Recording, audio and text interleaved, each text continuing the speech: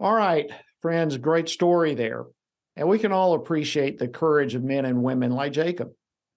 Look, our culture has become increasingly hostile to those who embrace a biblical worldview. And many of us saw this coming, as I referenced a little earlier.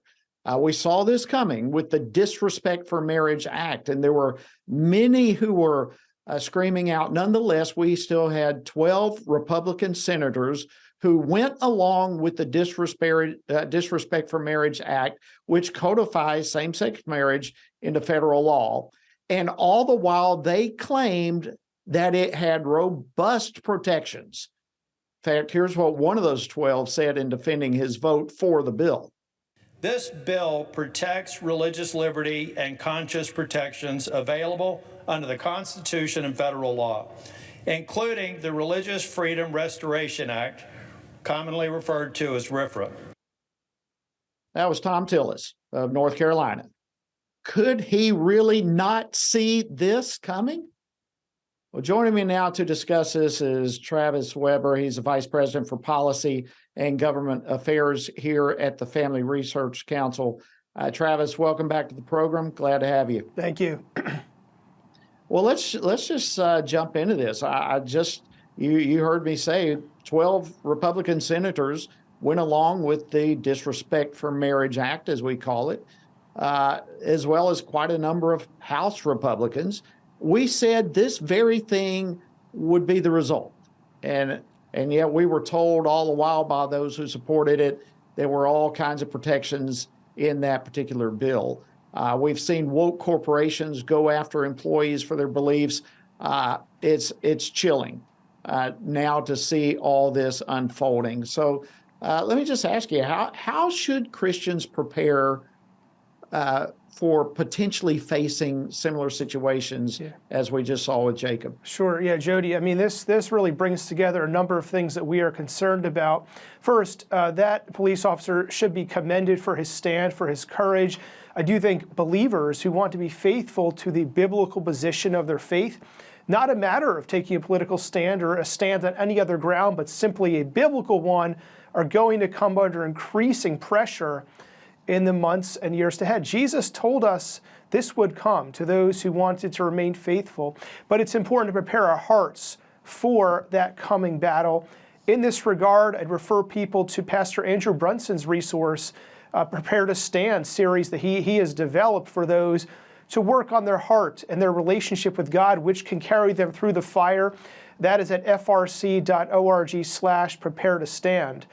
Jody, going back to the issue at hand in this segment, as you noted, we called for religious freedom to be protected in the Respect for Marriage Act, and ultimately Democrats and a number of Republicans, 12 Republican senators and some others in the House, refused to take a stand in favor of robust protections. I'm looking at the bill text now, and this bill text does not include anyone like Jacob, the police officer we were just discussing. It includes references to religious nonprofits, other faith-based social agencies, in limited context, in the context of them proving they're advancing a religious purpose. So the point is, even these protections, which we heard Senator Tillis claiming were robust, do not even come close to protecting people like Jacob. And, really in what's happening here, it's like those senators, there's a meat grinder rolling over those people of faith who want to hold to their beliefs. And the senators are not driving that grinder, but they could have helped stop it or slow it down by refusing to go along with this bill. But they kind of said, we don't really want to step in front of it or try to help. So we're just going to stand to the side and let it roll over people of faith like Jacob. And so, they're not pushing it, but they're certainly acquiescing, and they're part of the problem when they step aside and just let religious liberty be steamrolled. So we're going to have more of these situations in the months and years ahead. Commend Jacob for his faith. Believers need to realize this, though, to prepare so we're not surprised when these things happen. Yeah, and you wonder, where are those 12 senators now, and those in the House as well that supported it? Are they now going to jump on board to help people like Jacob? I mean, they were responsible for making this happen. And as you brought up, Travis, the First Amendment does not simply protect churches and nonprofits and religious organizations. It protects citizens of the United States, and it does so recognizing that these rights come from God. They don't come from government, and yet now we are watching government open the door for this type of thing, and that's chilling to me, is it not? Absolutely. We should be concerned about this, especially when we look at this was also cited by those, who tried to defend the Respect for Marriage Act. They pointed to a section that says, diverse beliefs about the role of marriage, so on and so forth, held by reasonable and sincere people.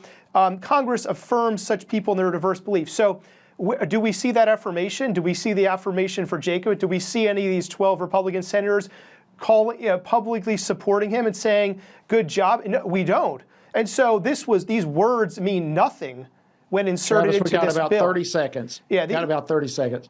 We have to be aware of these things are, coming. The legal issues aside, it's a complex legal issue with a public employee. We have to prepare for these things coming down the pike. Travis Weber, thank you so much for the incredible work you do at FRC. Thank you for joining us this evening on Washington Watch. Thank you.